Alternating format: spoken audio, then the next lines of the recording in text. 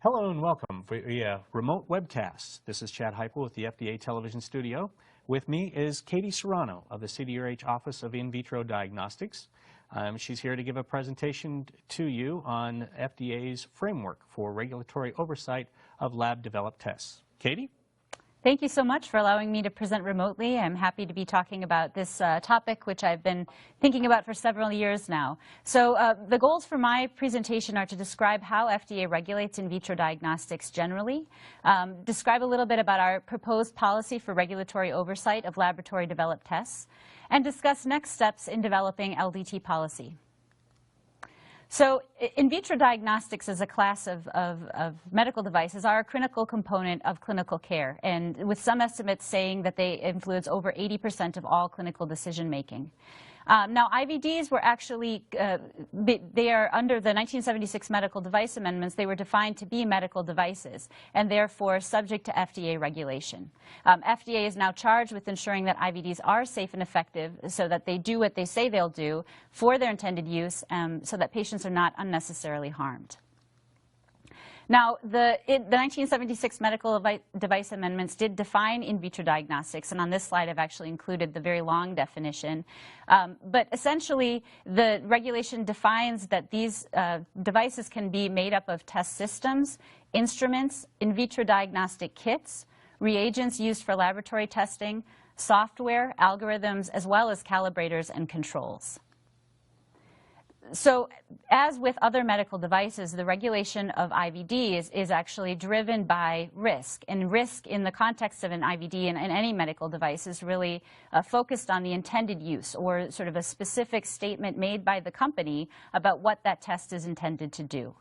So when we define intended use, we typically describe a couple of things. First of all, what the test is actually measuring or detecting. A general description of the disease or condition that the device will diagnose, prevent, cure, or mitigate. The patient population intending to be used, that the device is intended to be used on, and the specific type of specimen.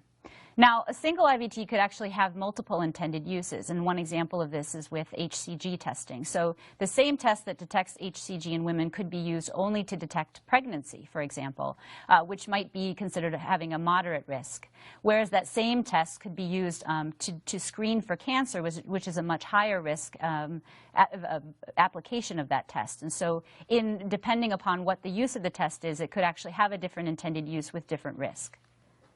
Now, for IVDs in general, when we talk about risk, we're talking about the consequence of a false result.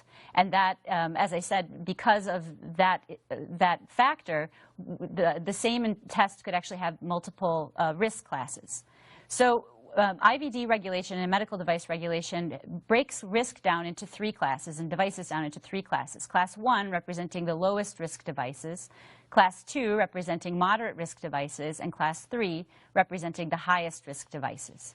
Now, only Class 2 and Class 3 products actually are required to come in for pre-market review. Class 1 devices typically don't have any pre-market review requirements.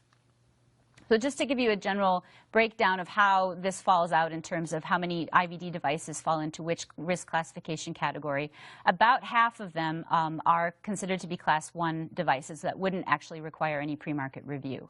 42% or so is typically Class 2, and only 8% is Class 3. So for the Class 2 and Class 3 products that do have the pre-market review element, what we're looking for typically in our pre-market review is a reasonable assurance of safety and effectiveness.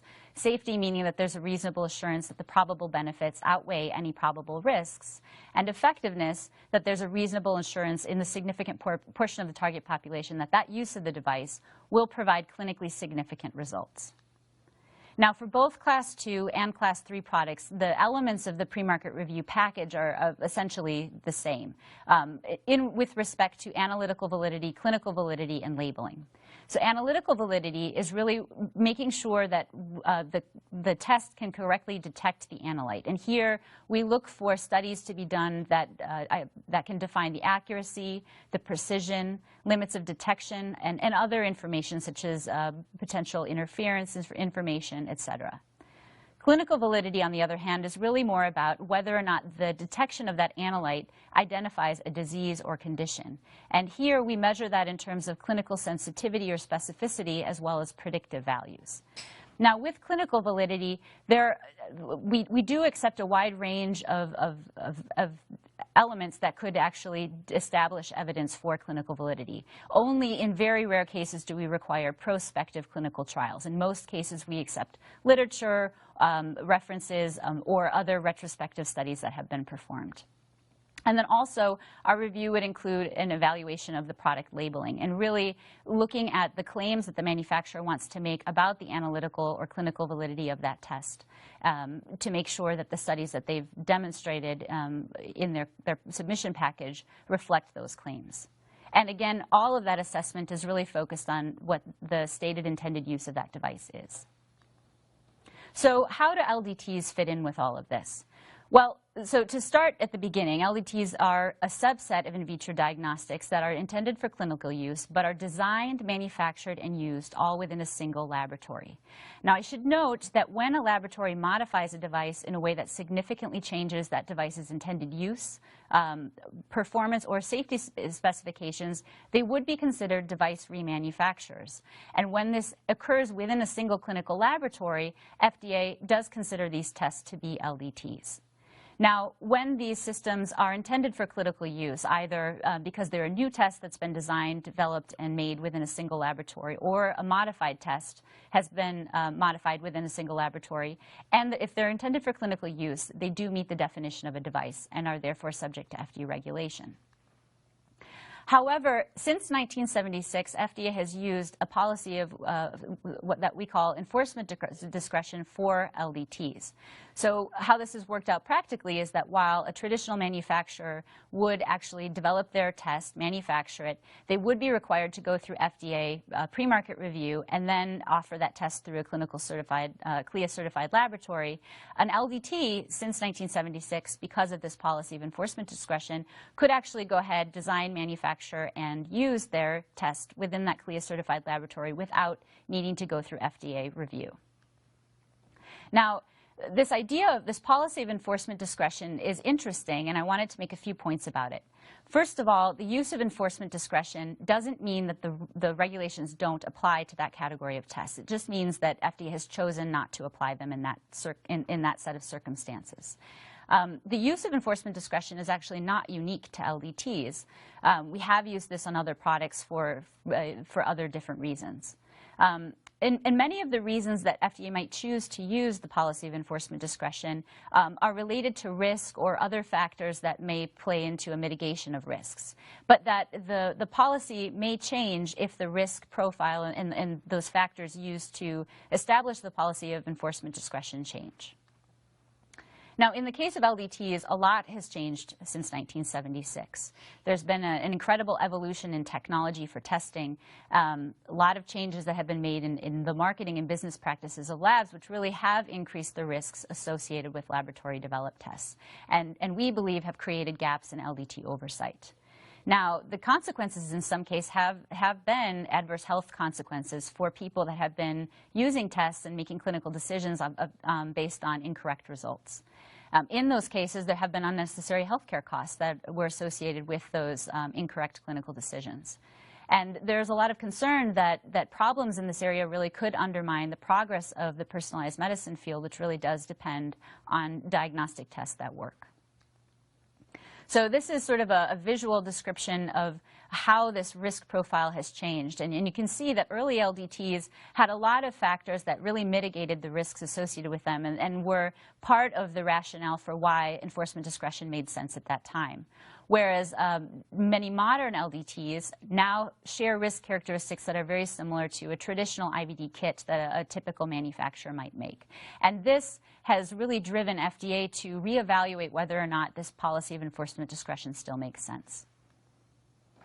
Now, over the years, FDA has raised concerns about this policy of enforcement discretion and begun to take action toward greater oversight of these tests. Additionally, there have been a number of groups over the years that have raised similar concerns and that have identified FDA as the appropriate agency to provide greater oversight. And I've listed a few of these committees here, including some of the Secretary's advisory committees and the Institute of Medicine. Now, more recently, FDA began sort of a public discussion of how we might exercise greater enforcement discretion for these tests, starting in 2010 with a public meeting where we really invited stakeholders to start to engage with us on this topic, talking a little bit about what this greater oversight might look like and some of the challenges associated with it. Now, this public meeting in July of 2010 was a very widely attended meeting. We had over 600 people on campus and over 200 participating via web.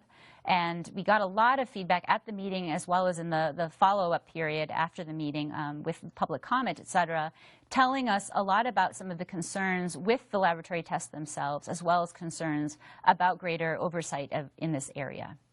Now, because of a law that was passed through the MDUFA negotiations, FDA is required to notify Congress about any draft guidance that is created in this area. And so actually in July of 2014, we had taken all of the comments from the 2010 meeting and were actually able to notify Congress of our intention to publish draft guidance for outlining greater oversight of laboratory developed tests. That same guidance was then published in October of 2014. Now, following the publication of the draft guidances, we did hold another public workshop in January of this past year to engage with stakeholders on the content of those draft guidance documents, to get feedback from them about what they liked, about what they didn't like, and additional areas that we might need to focus our efforts.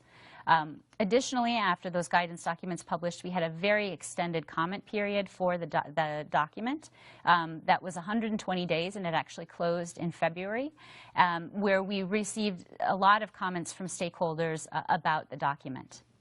And then finally, in April of 2015, FDA and CMS formed a task force on LDT quality requirements, and I'll talk about this a little bit later in my slides.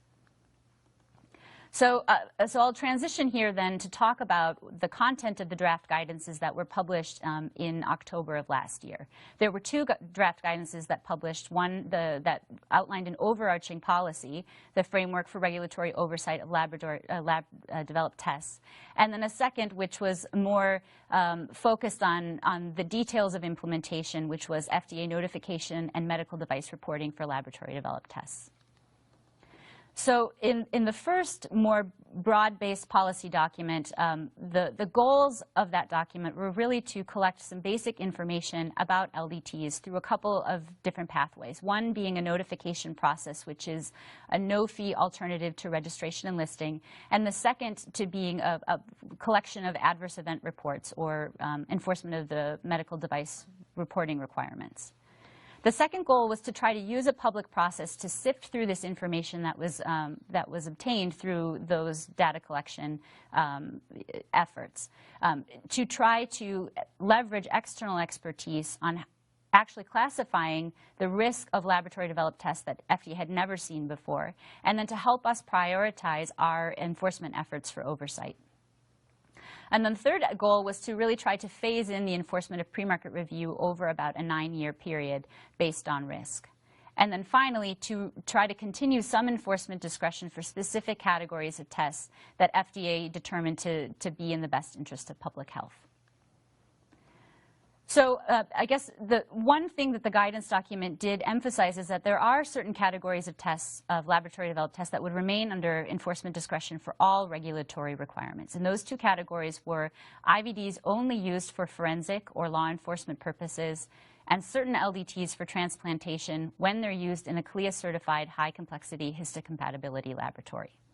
Now, for the first category of tests, there are existing controls in the judicial system based on the rules of evidence, et cetera, that provide a mitigation for the risks associated with this test. And this is an existing policy, and so the framework for laboratory-developed tests is simply just not interfering with that existing policy.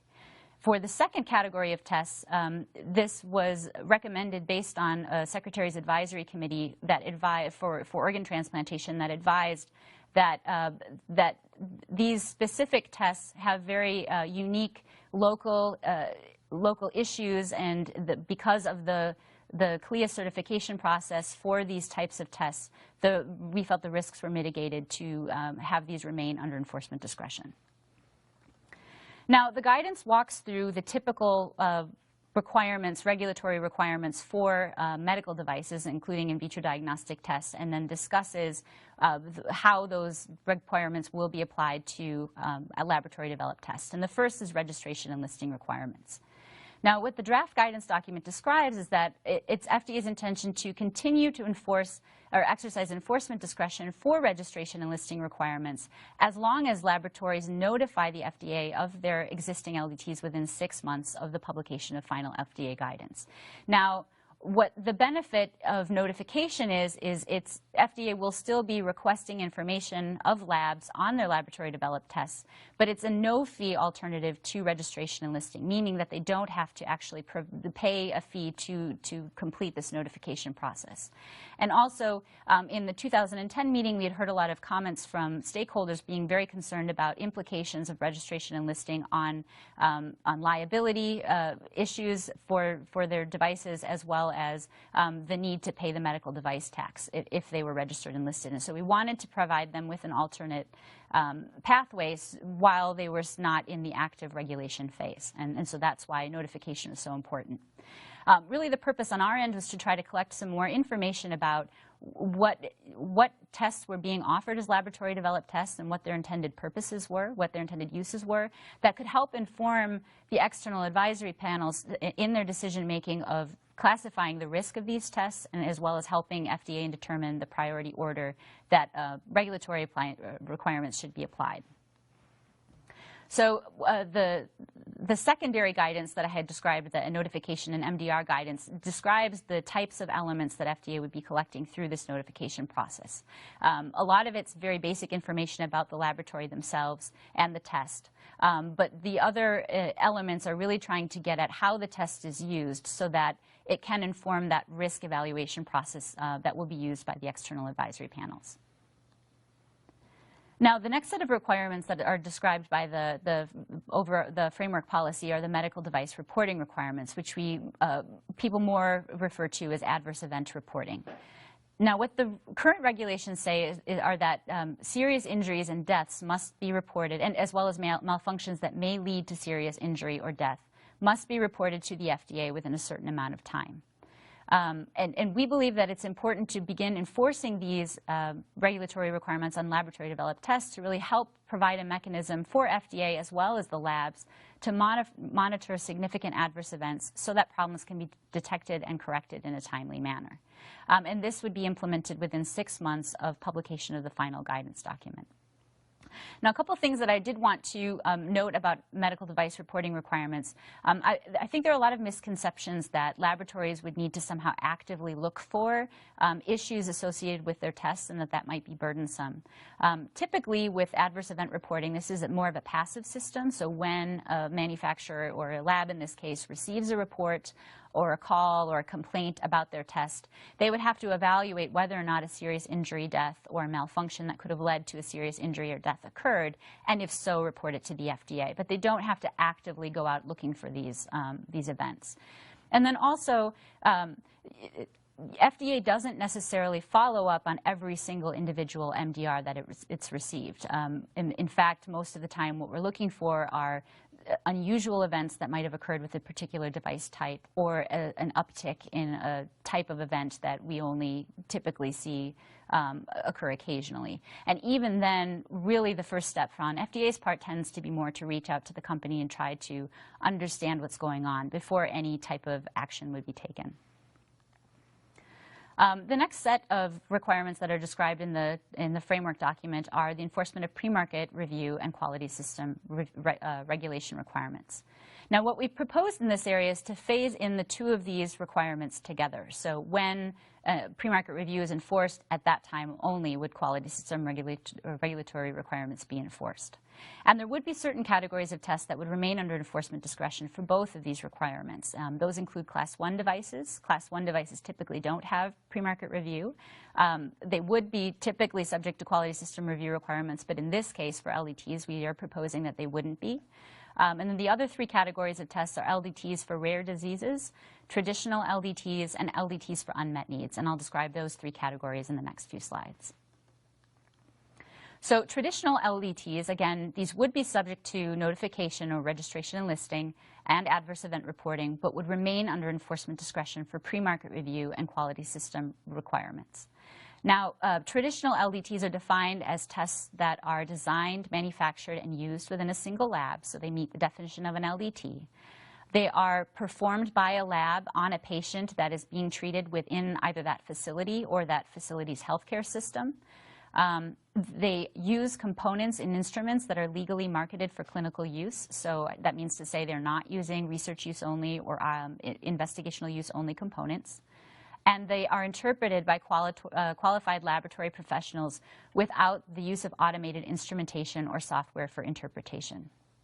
And really, the types of tests that we meant to capture with this category were things like cell culture, where, for example, the expertise of the laboratory technician is very important in using purchased media, in culturing the cells, and then using a regulated microscope to evaluate the culture.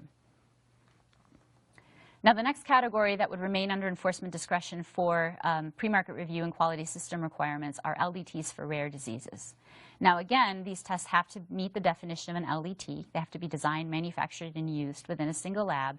And they also have to meet the definition of a humanitarian use device, which essentially specifies that less than 4,000 patients per year would be tested using that test. I think one of the things that is confusing is that even though this category is called LDTs for rare diseases, really we're talking more about rare testing.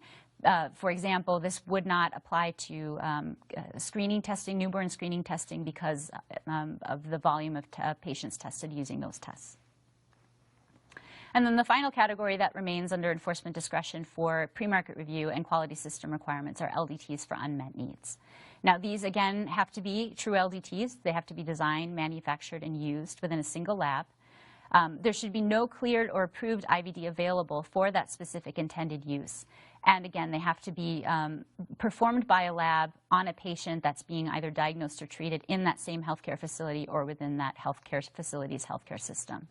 So I think the tricky factor in this category is that there cannot be a cleared or approved IVD test available for that specific intended use.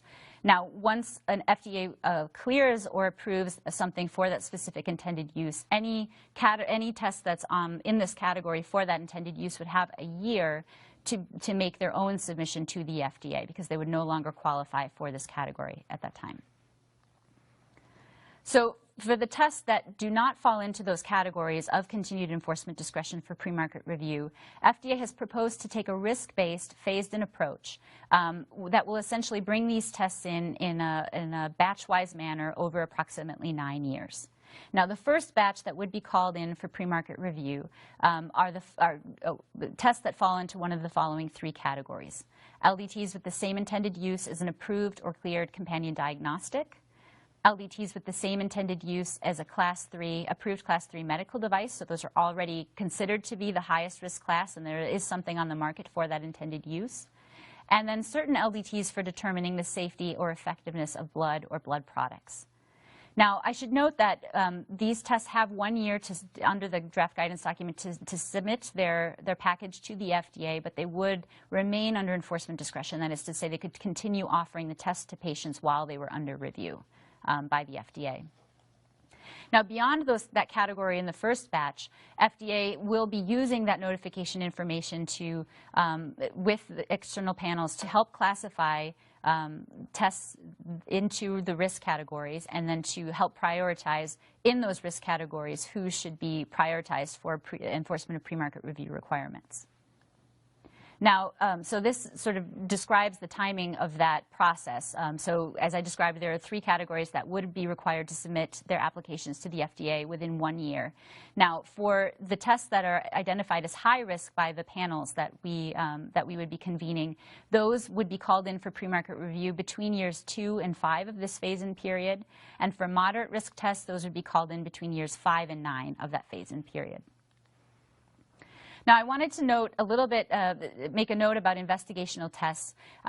These tests that are used investigationally in clinical studies are subject to the requirements outlined in 21 CFR 812, and just generally those regulatory requirements for investigational tests depend on the risk posed to study subjects, and that's further defined in that regulation. What I wanted to emphasize is that nothing about this framework actually changes our current enforcement policy in this area, and that is to say that we don't currently have enforcement discretion for investigational devices. And I wanted to emphasize that point because there has been some confusion. I did want to go through, there are a lot of dates that are outlined in the draft guidance documents. I think it gets a little confusing, so I think it's helpful to sort of walk through that timeline slightly. So first off, at time zero, and time zero here I'm defining as the time at which the final guidance would publish.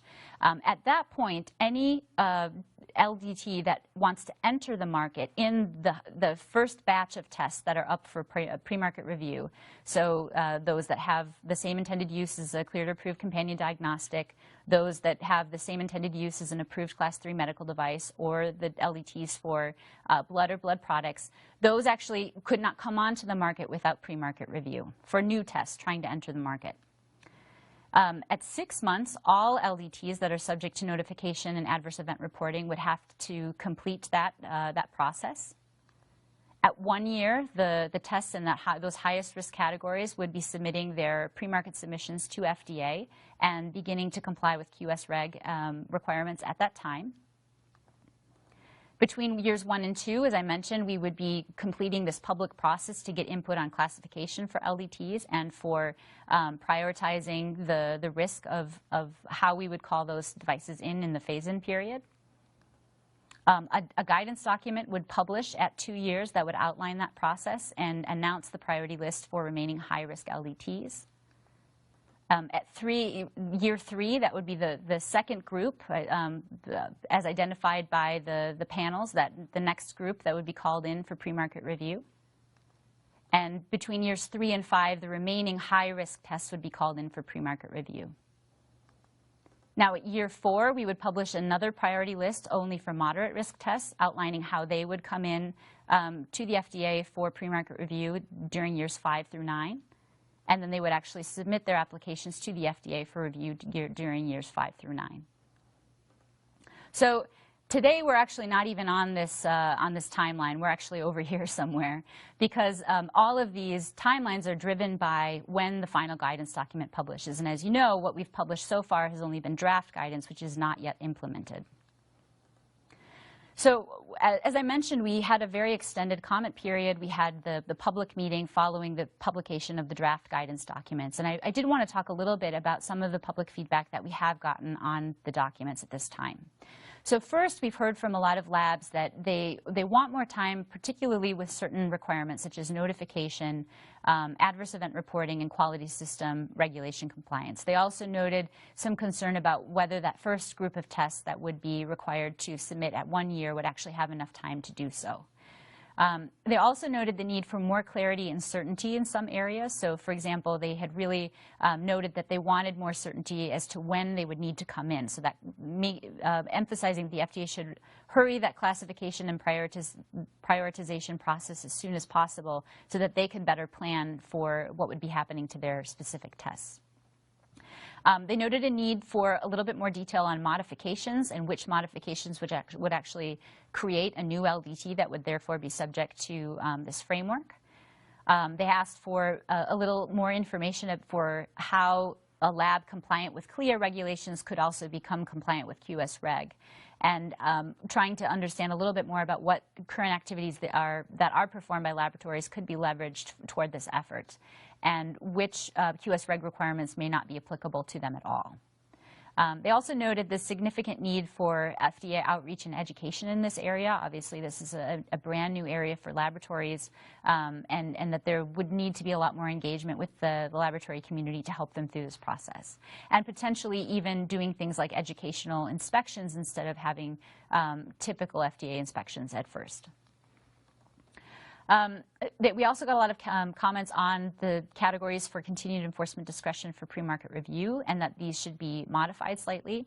So for traditional LDTs, there were a lot of comments that those tests should be under complete enforcement discretion, so meaning no notification or adverse event reporting, because they were so manual and so driven by the expertise of the laboratorian. Additionally, we heard that laboratories for unmet needs, that there was a lot of concern that labs wouldn't know when an FDA had cleared or approved a test, and so therefore their test didn't actually qualify in that category anymore, and that uncertainty was unsettling for a lot of labs. And then also that healthcare system factor, so that factor for both traditional LDTs and LDTs for unmet needs, that the lab performing the test had to be doing so on a patient that was being treated within their healthcare system. There were a lot of concerns raised that would cause problems with patient access to important tests that wouldn't be desirable. And then finally, there were comments that there needed to be additional carve-outs for continued enforcement discretion for pre-market review for other categories of tests, such as those that are only used for surveillance purposes. So in terms of next steps, FDA will has been reviewing and synthesizing all of those public comments that were received through the public meeting and through the comment period. And we use those comments to really modify the guidance based on that public input received. One of the things that we are planning to do that is not typically done for a guidance document is to provide a robust response to the comments that we received, to explain where those comments were incorporated into our documents and why maybe some of the comments were not incorporated. Again, that isn't something we typically do for guidance. However, we want to be as transparent in this process as possible, and we want to provide that to patients or to laboratories so that they better understand our decision making. And then finally, we're moving through the administrative process for these guidance documents currently, and we intend to issue final guidance in 2016.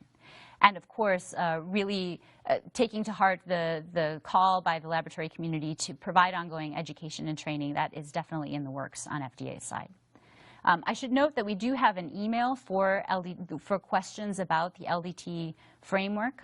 It's the LDT framework at the fda.hhs.gov, and we have dedicated staff to answer questions as promptly as possible. Now, another thing I wanted to mention was that in April of 2015, FDA and CMS actually joined together and formed a task force to really try to clarify and coordinate the roles of CMS and FDA with respect to LDT quality. There had been a lot of concern by the lab community that these regulations might actually be duplicative and it might be burdensome for laboratories to comply with both. And we really wanted to address that issue head-on together. So a couple things I wanted to say about this task force. So number one, FDA and CMS have had a long-standing relationship, and we really do understand the important role of accrediting organizations and the role they play in the implementation of the CLIA program. As part of the task force, we actually did invite all of the AOs to discuss their requirements for laboratories and how those requirements relate to LDTs specifically. As a team, we reviewed the intersection of the FDA and CLIA regulations. And then as part of that analysis, we learned that the regulations don't specify how a lab should meet requirements, which leaves room for labs to implement processes that meet their own unique business and operational needs.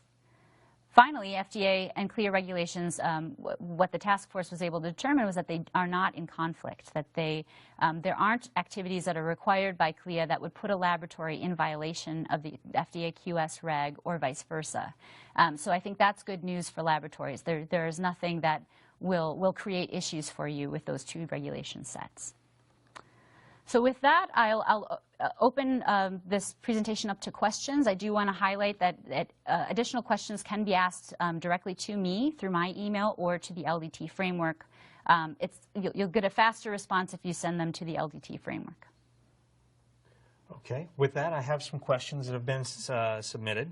And I understand from your presentation, Katie, that the comment period is now closed for the draft guidance. Mm-hmm. Is there still a way that folks can still provide feedback to the FDA on those draft guidance documents? There absolutely is. And I would say the best way to submit that information is to actually send it to the LDT framework guidance, or to the framework mailbox. We do review those. We incorporate them. We're going through the administrative process. So essentially the guidance writing is done, except that as we move through this process, we incorporate additional feedback. So there is still an opportunity for that to get included. And then also we're drafting additional education and outreach activities, materials for that those questions may be incorporated into as well. Okay. And you'd mentioned on there sometime in 2016 for the publication of the final guidance. Mm-hmm. You really can't nail it down any more accurate than that. I wish we could. It's a sort of a magical process, and we don't have a way to give any more detail than that. But I can say that we are moving through the administrative process, and that is our goal. But the good thing is you're still taking feedback, even though Absolutely. Officially the draft guidance has closed. You're still taking the feedback to incorporate in the final guidance. So it's not like you're ignoring everything that's coming up to this point. No, absolutely not. We want to hear from you. All right. Now, some laboratories have claimed that LDTs are services and not devices, and therefore FDA does not really have authority to regulate the lab-developed tests. What is the official policy on that? Sure. So, at the beginning of my talk, I talked a little bit about what makes up an IVD device and whether, those components that are part of the IVD device. So as you can see, whether the definition of a medical device actually doesn't specify where that those components are going to be put together. So whether they're put together by a traditional manufacturer and sent out as a kit, or whether a laboratory puts them together and offers it in their own laboratory, they are still medical devices subject to the medical device regulations. Okay. And has the FDA approved or cleared any tests that would fit the definition of a lab-developed test? We actually have. We've had a couple of laboratories that have chosen to come into the FDA, even despite our policy of enforcement discretion. They felt that it was important for them and where they were headed with that test to have FDA oversight, and so they actually did submit their, we've had a couple of PMAs and we've had a 510K as well, and that process really has helped both sides learn a little bit about each other. Okay. Now, those the tests that are offered directly to consumers, things that you can buy at Rite Aid or Walgreens or whatever, take the test and send it in. Are those considered lab-developed tests, and why or why not? Yeah, we have actually not applied our policy of enforcement discretion to direct-to-consumer tests. And really it's been because since there isn't a medical intermediary, there are a lot of concerns that the risks associated with a patient making an inappropriate decision based on that test without having that external FDA review to help validate the claims made by that test. It's too risky, and so we haven't actually applied our policy of enforcement discretion on those tests. Okay. And I have another question here. I want to read it just right to make sure that I don't get this backwards. Now, they say here, I'm a laboratory that doesn't make any brand new lab-developed tests, but I do modify existing test kits to accept additional sample types that may not be listed in the package insert. Now, is this considered a lab-developed test? Yes, I think that's a great question, and certainly this is something that a lot of labs do. But when you change the sample type, that really can change the performance characteristics, and so that would actually be a change that significantly changes the intended use and performance of the device, and would actually make your lab remanufacture and therefore subject to the LDT framework as described. Okay. Now, will this policy, proposed policy for lab-developed tests, discourage labs and companies from developing new tests, or will it encourage them to make more tests? Right. Certainly, this idea of us getting in the way of innovation was something that weighed heavily as we drafted the draft framework guidance and as we move forward toward the final. Certainly, we don't want to get in the way of innovation, and really one of the big drivers for creating the categories for continued enforcement discretion for pre-market review was driven with that in mind. So we have tried to look at areas where innovation has really been important, and certainly in the area of rare diseases, we don't want to, to stop innovation in that area. And then also where there's essentially no other option for laboratories available, we wanted to allow for innovation there, and so that LDT for unmet needs category is very important. Okay. And with this new draft guidance, has CMS weighed in on the guidance, and do you know how that'll affect CMS's operation administration of their CLIA programs and other programs that they have? Absolutely. So we have been working with CMS since well before the 2010 public meeting, but that relationship was even more formalized this past year in April of 2015.